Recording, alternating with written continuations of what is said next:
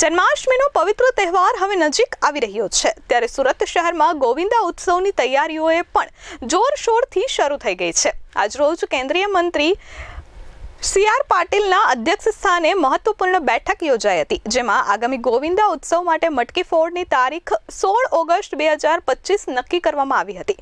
આ બેઠકમાં શહેરના 136 ગોવિંદા મંડળો પૈકી 96 મંડળોને મટકી ફોડ કાર્યક્રમ માટેના પરમિટ ફોર્મનું વિતરણ કરવામાં આવ્યું હતું। આ બેઠકમાં સુરત શહેરના 136 ગોવિંદા મંડળો પૈકી 96 મંડળોને મટકી ફોડ કાર્યક્રમ માટેના પરમિટ ફોર્મ વિતરણ કરવામાં આવ્યા હતા। આશરે 250 જેટલા ગોવિંદા મંડળના પ્રમુખોએ આ બેઠકમાં હાજરી આપી હતી। આ પ્રસંગે માજી ઉપપ્રમુખ છોટુભાઈ પાટીલ અને કોર્પોરેટર કૃણાલભાઈ સેલાર પણ ઉપસ્થિત રહ્યા હતા। સુરત શહેર ગોવિંદા ઉત્સવ સમિતિના પ્રમુખ ગણેશભાઈ અને અન્ય ગોવિંદા મંડળના આગેવાનોએ પણ આ બેઠકમાં હાજરી આપી હતી। Bureau report S24 news, Surat.